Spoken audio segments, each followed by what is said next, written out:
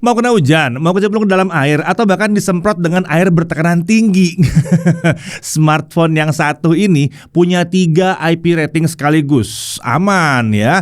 Lalu dia udah punya military grade shock resistant, jadi dia semakin tangguh juga. Ya, ini adalah Oppo A5 Pro 5G. Smartphone baru dari Oppo yang katanya cocok banget dipakai di berbagai kondisi. Nggak cuma itu aja yang jadi andalannya, baterainya juga jadi besar di 5800 mAh, tapi bodinya tetap tipis dan relatif ringan. Selain itu, fitur-fitur AI juga sudah ada di sini. Nah, penasaran kan? Mari kita bahas yang satu ini.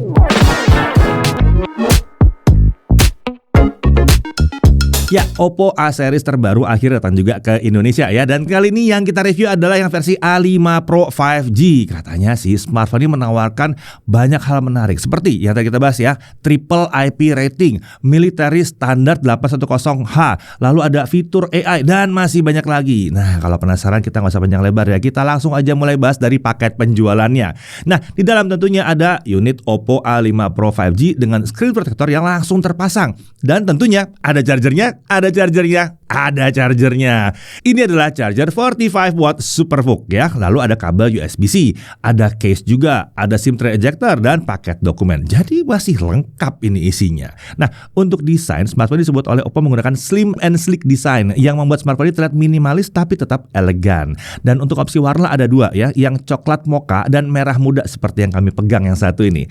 Kalau diperhatikan bagian back cover varian merah muda ini punya gradasi dari 3 warna yang berbeda, yaitu pink, ungu, dan biru muda. Dan di sini dicorak seperti bunga ya, yang ketika dilihat dari sudut pandang tertentu yang membuatnya nggak terlihat polos-polos amat gitu. Nah, untuk materinya bagian back cover serta frame-nya itu menggunakan bahan polikarbonat ya. Oh ya, smartphone ini juga sudah punya triple IP rating. Tepatnya dia punya IP66, IP68, dan IP69 untuk perlindungan terhadap air dan debu.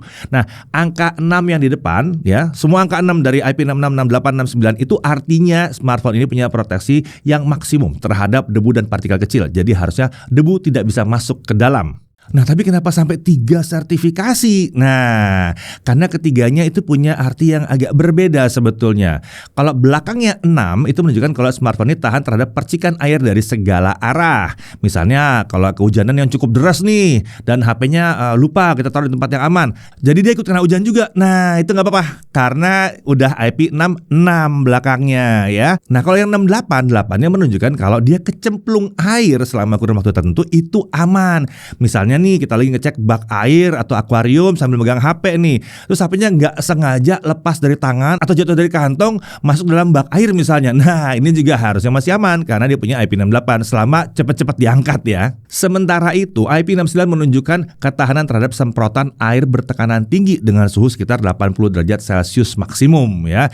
Misalnya nih kalau misalnya suhu ya, misalnya lagi minum-minum hangat terus gelasnya kesenggol dan airnya nggak sengaja tumpah ke sini. Nah, itu harusnya aman ya karena dia punya IP69. Atau kesemprot gitu ya, ya masih aman. Misalnya lagi nyemprot motor atau nyemprot mobil, terus ini nggak sengaja kesemprot, masih aman, nggak apa-apa karena air bertekanan tinggi masih aman di sini. Tapi tetap aja ya diingat ya, walaupun dia punya 3 IP rating sekaligus, itu bukan berarti smartphone ini dirancang untuk diajak berenang atau mungkin snorkeling. Bukan ya, bukan.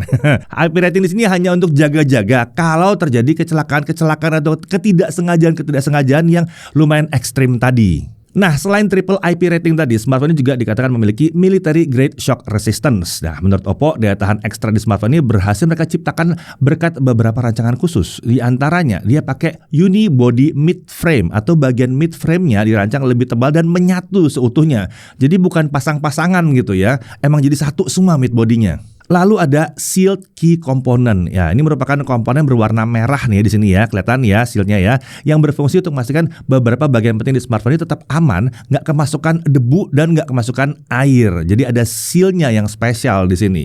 Kemudian dia punya micro porous PET filter yang merupakan membran mikrofon khusus yang diklaim ini tahan air. Lalu ada lagi nih AM04 High Strength Aluminium Alloy yang merupakan lapisan aluminium tambahan pada bagian penutup motherboard. Jadi harusnya lebih tangguh. Terakhir ada Sponge Bionic Cushioning Design. Nah, ini berisikan sponge, silicone pads, serta material pelindung lain untuk melindungi beberapa komponen penting dari getaran atau efek dari shock gitu ya. Jadi memang niat banget sih yang satu ini. Oke, kita lanjut ke dimensinya. Tingginya 164,82 mm, lebarnya 75,53 mm, dan ketebalan di 7,66 mm. Sementara untuk bobotnya ada di 194 gram. Jadi, untuk sebuah smartphone dengan baterai 5800 mAh, ini masih tergolong tipis dan ringan sebetulnya. Udah hampir 6000 nih baterainya. Oke, sekarang kita lihat di sisi kanan. Ini ada tombol power yang menyatu dengan fingerprint scanner dan tombol volume up and down. Di atas ini kosong ya. Lalu di sisi kiri ada SIM tray hybrid. Jadi dia bisa dual nano SIM atau 1 nano SIM plus micro SD card ya. Lalu di bawah ada mikrofon, port USB-C dan speaker. Ya, cuma single speaker nih. Wah, enggak, tenang. Nanti kita bahas ya. Oke, kita beralih dulu ke sisi depan. Layarnya ini layar 6,7 inci, panel IPS dengan resolusi 1604x720 pixel atau HD+ ya. Refresh rate-nya 120 Hz. Ini adaptif ya. Jadi kalau tidak ada aktivitas dia akan turun ke 60 Hz, dan kalau ada aktivitas dia bisa naik otomatis ke 120 Hz. Untuk brightness, dia diklaim punya brightness atau kecerahan hingga 1000 nits. Nah, waktu kita coba di dalam ruangan dia bisa mencapai 684 nits. Sementara untuk outdoor ya, kita simulasikan untuk outdoor dia bisa mencapai 830 nits. Memang sih belum nyampe 1000 banget gitu ya, tapi ini terbilang terang dan aman, mudah dibaca pada saat kita pakai di kondisi terang di luar ruangan. Oke, kita lanjut ke mode warna. Di sini ada 2 mode warna ya, ada natural dan ada vivid. Untuk hasil tes color gamutnya kurang lebih seperti ini. Secara umum, mode natural menawarkan gamut coverage dan volume di kisaran 100% sRGB. Jadi kalau mau ngedit-ngedit foto atau video, pilih mode yang satu ini. Sementara kalau mau saturasinya lebih tinggi, bisa pakai vivid. Karena kalau di sini gamut volumenya naik ke 124% sRGB. Nah, untuk bezel ini memang belum bisa dibilang tipis ya di sini ya, terutama di bezel atas dan bawahnya ya, dan tidak sinkron atas dan bawahnya juga ya. Tapi layar ini sudah pakai Corning Gorilla Glass 7i untuk proteksi yang ekstra. Mantap kan tuh ya.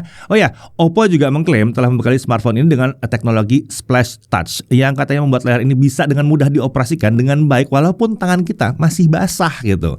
Jadi kalau musim hujan itu mau ngoperasin handphone nggak masalah, bisa ya, basah-basah tangannya operasin aja. Kemudian untuk earpiece-nya ada di bezel atas layar, dan ini juga otomatis menjadi speaker kedua dari smartphone ini. Jadi udah 2 speakernya, nggak cuma single speaker kok di sini. Untuk kualitas suaranya sendiri sudah mencukupi lah ya, dengan volume yang cukup lantang juga di sini. Lalu kemudian kamera selfie-nya pakai model punch hole ya. Ini kamera 8 megapiksel f2.0 fixed focus. Perekaman videonya sampai dengan 1080p 30 fps. Nah, untuk sisi belakang kita lihat di sini ada kamera utamanya. Ini 50 megapiksel f1.8 autofocus. Perekaman video sampai dengan 1080p 60 fps. Lalu ada kamera portrait 2 megapiksel ya. Anggaplah ini sebuah kamera bonus lah ya di situ ya. Ada LED flash juga dan ada fitur-fitur kamera lainnya di sini. Ya, tinggal dibaca aja nih, lumayan lengkap ya, namanya juga Oppo ya. Banyak nih fitur-fitur kameranya. Oke, sekarang mari kita bahas spesifikasi internalnya ya. Untuk SoC dia pakai MediaTek Dimensity 6300. Jadi otomatis ini sudah lumayan baru ya. Untuk RAM 8GB LPDDR4X dan terdapat fitur RAM expansion hingga 8GB. Untuk storage 256GB UFS 2.2. Jangan ada yang protes kenapa nih UFS 2.2. Bukan karena Oppo tidak memasang UFS yang lebih tinggi, tapi karena SoC-nya memang pasangannya UFS 2.2. Ini jangan salah tangkap nih ya. Banyak yang berpikir, wah brandnya tidak mau ngasih yang lebih tinggi. Bukan, ini pasangan SoC. Kalau SoC-nya misalnya 2.2 ya pakai 2.2. Paling nggak ini bukan eMMC dong. Dan hanya ada satu varian di sini ya untuk RAM dan storage-nya, itu yang 8256 aja. Untuk baterai 5800 mAh dengan dukungan 45 watt Superbook flash charging. Nah, kalau bicara soal baterainya, Oppo mengklaim kalau kapasitasnya itu bisa bertahan sekitar 80% setelah 1600 charge cycle atau kisaran 4 tahun pemakaian. Iya, baterai akan turun kalau seiring dengan pemakaian, tapi untuk turun hanya sampai 80% setelah 4 tahun pemakaian itu udah bagus banget. Nah, untuk sistem pendingin SoC-nya, smartphone ini menggunakan vapor chamber dengan ukuran 1100 mm persegi. Untuk sensor-sensor ini lumayan ya, ada banyak, tapi catatannya untuk gyroscope-nya dia pakai virtual gyro di sini. Untuk konektivitas tentunya dong Dimensity 6300, jadi 2G, 3G, 4G, 5G bisa semuanya. Lalu Wi-Fi-nya itu bisa Wi-Fi 5, Bluetooth-nya versi 5.3. Untuk Bluetooth codec-nya dibaca nih, ada banyak deh, lumayan banyak di sini ya, lumayan. aptX bisa juga kok ya. NFC tentunya ada, USB tentunya bisa OTG. Nah, kalau bicara soal konektivitas, smartphone ini juga dibekali dengan AI Link Boost. Ini diklaim Oppo bisa meningkatkan daya tangkap sinyal di smartphone berkat penggunaan algoritma khusus dan juga 360 degrees antena. Selain itu, smartphone ini juga dibekali dengan fitur Beacon Link yang dikatakan bisa membuat kita melakukan panggilan suara tanpa memerlukan sinyal seluler atau koneksi internet. Dengan catatan ini bisa dijalankan kalau kita pakai dua smartphone Oppo yang sama-sama sudah mendukung fitur Beacon Link ini. Fitur ini sendiri sebenarnya memanfaatkan teknologi Bluetooth dan bisa menjangkau pengguna lain dengan jarak hingga 200 meter. Jadi kalau tetangga ada yang punya Oppo juga bisa tuh, nggak usah pakai internet, kontak-kontakan selama jaraknya maksimum 200 meter. Lanjut, untuk keamanan, dia punya fingerprint scanner dan face unlock juga. Untuk OS dia pakai ColorOS 15 berbasis Android 15 tentunya. OS ini dikatakan sudah dibekali dengan Trinity Engine yang diklaim Oppo bisa menghadirkan pengalaman pakai yang lancar hingga 4 tahun penggunaan. Nah ini nih yang penting ya, dijanji tetap lancar. UFS apapun kalau nggak dijanjikan tetap lancar ya, kalau melambat juga ya percuma. Nah ini ada janji tetap lancar sampai 4 tahun. Nah untuk update-nya, Oppo menjanjikan 2 Android update dan 3 tahun security patch. Nah untuk bloatware sih ya masih ada di sini ya, ekstra software itu ya. Tapi untungnya tidak ada aplikasi yang aneh-aneh selama kami uji. Kemudian untuk fitur AI ada di sini. Di sini ada AI Editor yang isinya adalah AI Unblur untuk menghilangkan blur di foto. Lalu ada AI Reflection Remover untuk menghilangkan refleksi atau pantulan bayangan di kaca ya. Kemudian ada AI Erase 2.0. Nah, ini bisa untuk menghapus objek yang tidak kita inginkan dalam foto. Kemudian ada juga AI Assistant for Documents yang isinya AI Document Summary untuk merangkum isi dokumen. Nah, kalau ribet tuh ngerangkum isi dokumen, nah taruh aja ke situ ya, dirangkumin ntar. Lalu ada AI Document Translate untuk menerjemahkan seluruh isi dokumen. Lalu ada AI Rewrite. Ini fungsinya untuk menulis ulang dokumen ke gaya bahasa yang berbeda ya. Kemudian ada juga Assistant for Notes yang isinya berbagai tools untuk membantu membuat catatan-catatan. Dan ada juga fitur AI Studio. Nah, ini bisa bikin kita mengenerate gambar avatar berdasarkan wajah seseorang dengan template gaya yang sudah kita pilih. Mau pakai Gemini atau Gemini? Bisa juga dong. Tinggal tahan aja tombol power. Muncul tuh Gemininya tuh.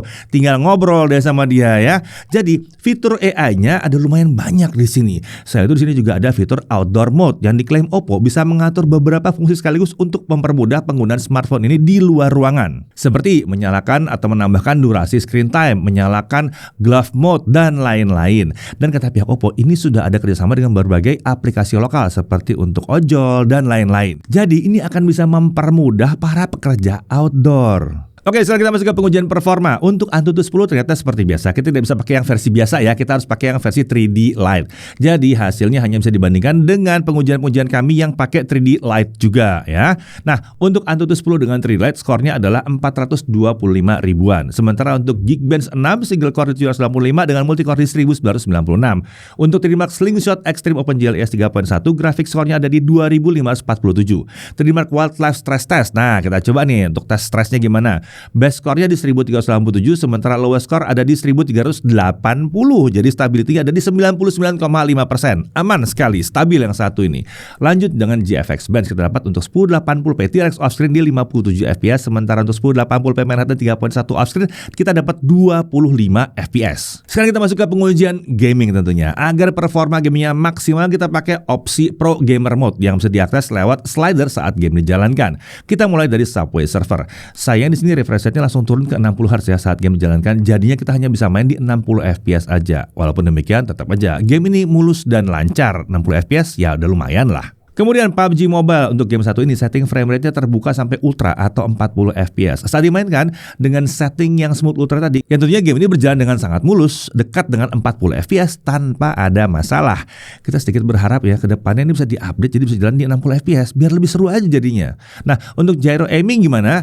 Sebetulnya bisa sih di sini, tapi karena dia pakai sensor gyro virtual, jadi agak delay ya di sini ya. Belum yang benar-benar mulus dan responsif. Lanjut ke Mobile Legends, setting frame rate-nya terbuka sampai high atau 60 fps dengan setting graphics terbuka sampai ultra di sini. Saat kita mainkan dengan setting tersebut, game ini bisa berjalan cukup lancar di 60 fps. Jadi buat kami sih masih enak ini buat main Mobile Legends. Lanjut ke Wuthering Waves, itu juga mainkan setting grafis paling rendahnya, yaitu preset graphics di ultra performance tapi setting frame rate-nya di 60 fps. Hasilnya kalau lagi jalan-jalan frame rate-nya masih ada di sekitar 30 fps, tapi kalau ada battle dia sering drop ke bawah 30 fps. Jadi belum yang super nyaman lah untuk dimainkan, walaupun ya kalau mau explore sih masih bisa di sini. Lanjut ke Genshin Impact. Nah, kalau yang satu ini bakalan kita mainkan di lowest 60 fps. Scanner seperti biasa ya, traveling keliling Mondstadt selama setengah jam. Saat jalan jalan-jalan frame rate ada di 35 sampai 45 fps, sementara kalau ada battle frame rate-nya ada di kisaran 30 sampai 40 fps. Dan hasil seperti ini kita dapatkan sekitar setengah jam hasil pengujian tuh terus konsisten, stabil ya. Nah, untuk suhu, titik terpanasnya itu di bagian depan smartphone ada di kisaran 41 derajat Celcius, sementara di bagian belakang itu agak sedikit lebih tinggi di 42 sampai 43 derajat Celcius. Udah agak hangat di sini. Jadi bagaimana kalau kita kipasin? Nah, hasilnya ternyata iya, kalau dari sisi performanya ya masih cenderung mirip-mirip aja dengan tanpa kipas. Saat jalan-jalan frame rate ada di kisaran 35 sampai 45 fps, sementara di battle juga sekitar 30 sampai 40 fps. Tapi tentunya case-nya jadi lebih enak buat dipegang ya. Jadi untuk ranking-rankingan dia masuk ranking C, baik untuk kipas maupun tanpa kipas. Ini bukan hasil yang buruk ya, ini hasil yang wajar untuk yang pakai SoC seperti ini. Oke, kita lanjut ke pengujian kameranya. Kali ini bareng sama Noval ya. Di tangan saya kali ini udah ada smartphone Oppo A5 Pro, dan untuk pengujian kamera kali ini bersama saya. Di sini saya nggak pakai mikrofon eksternal ya, jadi ini langsung direkam menggunakan mikrofon dari smartphone-nya. Jadi kalau misalnya teman-teman mau pakai ini buat vlogging gitu misalnya, nah kemampuan mikrofonnya tuh kurang lebih kayak begini ya. Kita mulai pembahasannya dari video di kamera selfie-nya ya. Untuk resolusinya bisa sampai 1080p 30 fps saja. Dan kita cek stabilisasinya dulu. Sayangnya tidak ada stabilizer di sini. Jadi saat dibawa jalan kayak gini, videonya terasa agak berguncang. Untuk kualitas gambarnya sendiri ini masih terbilang oke lah. Detailnya memang bukan yang super tinggi, tapi ini masih terbilang mencukupi untuk kami. Lalu untuk kemampuan dynamic range-nya ini standar ya. Saat di kondisi pencahayaan yang sisi gelap dan terangnya kontras, background terlihat agak overexpose, tapi area wajah masih bisa terlihat. Tapi kalau di kondisi yang cahayanya ideal, ini hasilnya oke-oke aja kok. Lanjut ke kamera utamanya. Sayangnya di sini juga tidak ada stabilizer. Jadi saat dibawa kayak gini juga guncangannya masih terasa. Di sini terdapat opsi resolusi 1080p 60 fps. Tapi sayangnya yang ini juga nggak bisa pakai stabilizer. Jadi guncangannya masih terasa ketika dibawa jalan. Untuk kualitas gambarnya ini terbilang mencukupi lah. Detail dan ketajaman memang bukan yang super tinggi, tapi masih terasa pas aja lah untuk kami. Untuk dynamic range-nya juga standar. Di saat kondisi pencahayaan yang sulit, bagian wajah akan lebih diprioritaskan. Dan bagian background jadi agak overexpose. Tapi itu di kondisi yang sulit ya. Kalau di kondisi yang pencahayaannya lebih bagus ya hasilnya bagus-bagus aja juga. Lanjut ke low light. Untuk kamera selfie-nya menurut kami kualitasnya udah menurun lah ketimbang saat siang. Noise jadi muncul dan detail juga sudah menurun. Untuk jitter tentu minim ya, karena stabilizernya emang nggak ada. Tapi untungnya ini frame rate-nya tetap stabil walau di kondisi low light. Lanjut ke kamera utamanya. Di sini juga sama. Kualitasnya udah menurun ketimbang saat siang hari. Noise juga sudah mulai muncul dan detail juga sudah menurun. Kalau di 1080p 60 fps gambarnya jadi lebih gelap. Tapi ini wajar karena 60 fps butuh banyak cahaya ketimbang 30 fps. Untungnya frame rate di sini masih bisa dijaga dengan cukup baik. Untuk jitter tentu minim ya, karena stabilizernya juga nggak aktif di sini. Nah, untuk urusan autofocus langsung saja kita coba di low light dan hasilnya kayak gini nih, aman, nggak ada masalah meski di kondisi minim cahaya. Lanjut lagi ke urusan fotografi. Kalau untuk foto siang hasilnya udah terbilang oke lah ya. Mau kamera selfie, kamera utama, sama-sama udah bisa menghasilkan foto yang mencukupi untuk mengabadikan momen. Portrait mode-nya juga sudah cukup oke dan hasilnya kurang lebih kayak gini. Nah, kalau low light-nya gimana? Baik di kamera utama atau kamera selfie, detail dan ketajamannya sudah menurun ya. Solusinya sih kalau kata kami ini tinggal pinter-pinter cari tempat yang pencahayaannya ideal ya. Lanjut bahas fitur ekstranya. Yang pertama ada live photo. Fitur ini bisa bikin 1,5 detik sebelum dan setelah foto diambil ikut terekam juga. Jadinya ini bisa kita play sebagai video pendek. Berikutnya ada slow motion. Catatannya ini hanya bisa di kamera utama dengan resolusi 720p 120 fps. Untuk hasilnya kurang lebih kayak gini. Berikutnya ada dual view video. Fitur ini bisa bikin kita merekam menggunakan kamera selfie dan kamera belakangnya secara bersamaan. Untuk resolusinya ini hanya bisa untuk 720p 30 fps ya. Lanjut ke Pro Mode. Ini bisa digunakan untuk kamera utamanya ya. Untuk detail pengaturan ISO dan shutter speed silahkan lihat di tabel berikut ini. Oke, itu dia pembahasan kamera dari Oppo A5 Pro 5G. Overall kemampuan kamera dari smartphone ini terbilang mencukupi saja lah untuk kelasnya. Dan tentunya ada beberapa hal yang kami rasa perlu ditingkatkan lagi ke depannya. Yang pertama yaitu kamera ultrawide. Jadi ke depannya kami berharap Oppo juga bisa menghadirkannya ke A series ini. Selanjutnya adalah stabilizer. Jadi ke depannya kami juga berharap yang satu ini ada di A series. Oke, sekian dulu pengujian untuk kamera Oppo A5 Pro 5G kali ini. Kita lanjut lagi ke pembahasan berikutnya. Ya, lanjut lagi. Sekarang mari kita uji ketahanan baterainya dengan YouTube Local Video Playback 1080p non HDR ya. Biasanya kita download dulu ya pakai aplikasi YouTube, terus kita putar sampai baterainya habis ya. Nah, di sini baterai baru habis setelah sekitar 24 jam atau tepatnya 23 jam 55 menit. Lumayan awet nih ya. Tapi mengingat ini 5800 ya ini wajar aja. Lalu untuk YouTube streaming, nah ini berarti pakai internet ya. 1080p 30 fps non HDR, baterai akan berkurang 3% selama setengah jam. Lalu kalau kita mainan TikTok selama setengah jam, baterai turun 4%. Kalau kita main Genshin Impact di lowest 60 fps, baterai akan berkurang 9% dalam 30 menit. Jadi secara overall ini daya tahan baterainya wajar-wajar aja. Nah, untuk charging kita pakai charger yang ada dalam paket penjualannya. Dari 0 sampai 50% butuh waktu 33 menit, sementara 0 sampai penuh butuh waktu 1 jam 12 menit. Ya, memang ini bukan hasil yang luar biasa cepat, tapi ini bukan yang lambat banget ya, karena dia pakai 5800 baterainya. Jadi ini termasuk yang standar aja. Lanjut ke pengujian untuk Netflix. Tentunya udah Widescreen L1 yang artinya streaming bisa sampai resolusi Full HD, dan kalau untuk dukungan HDR sayangnya ini masih belum. Nah, untuk YouTube streaming bisa sampai 2K 60 fps tapi belum ada dukungan untuk HDR. Streaming pun lancar di sini ya, nggak ada masalah sama sekali. Nah, untuk haptic feedback getaran yang dihasilkan tuh masih belum terasa yang halus-halus banget, jadi masih agak kasar dan agak panjang, belum yang super presisi. Untuk Wi-Fi sharing bagaimana? Tentunya ada di sini dan ini bisa diaktifkan lewat fitur hotspot saat sedang terhubung ke Wi-Fi. Oh ya, by the way, selain Oppo A5 Pro 5G, Oppo juga meluncurkan Oppo A5 Pro versi reguler atau versi 4G-nya. Nah, selain konektivitas, perbedaan utamanya dibandingkan yang versi 5G tentunya adalah SoC-nya. Kalau untuk yang satu itu, dia pakai Snapdragon 6S 4G Gen 1. Jadi 6S Gen 1 tapi versi 4G mungkin ya. Tapi selebihnya sih masih mirip banget. Dan yang satu ini juga pakai layar IPS 120Hz. Baterai juga sama di 5800 mAh dengan dukungan charging 45 watt SuperVOOC juga. Triple IP rating juga ada di sini. Military standar 810H juga ada di sini. Fitur-fitur AI-nya juga mirip lah sama yang ada di versi 5G-nya. Pokoknya satu ini bisa dijadikan opsi alternatif yang lebih terjangkau dibandingkan versi 5G yang sedang kita review sekarang. Oke, kembali ke versi 5G-nya. Nah, Oppo A5 Pro 5G ini akan dijual di kisaran harga 4.299.000. Sementara untuk Oppo A5 Pro versi reguler atau yang 4G itu dijual di harga kisaran 3.499.000 untuk varian yang 8256 dan 3.099.000 untuk varian yang 8128. Oh ya, jangan lupa akan ada promo bonus TWS Oppo Enco Buds 3 Pro untuk pembelian Oppo A5 Pro series dan varian tertentu ya. Untuk detail dan lebih lengkapnya cek di deskripsi aja langsung. Detailnya ada di situ. Kita masuk ke hal yang perlu diperhatikan. Pertama, ini tuh versi 5G ya. Nah, pertama, layarnya ini masih HD+. Di harga sini tentunya kita berharap paling nggak sudah Full HD+ di sini ya. Lalu untuk gyroscope-nya, ini walaupun masih bisa digunakan, tapi ini virtual. Ini bukan yang hardware. Kemudian untuk bezel, ini masih terbilang tebal untuk kelas harganya. Lalu untuk setup kameranya, ini masih pakai single kamera plus bonus. Jadi belum ada ultra wide-nya gitu ya. Belum ada dua kamera yang benar-benar fungsional sebagai kamera utama. Kemudian di sini tidak ada stabilizer di semua kamera. Jadi hasil rekaman videonya belum stabil.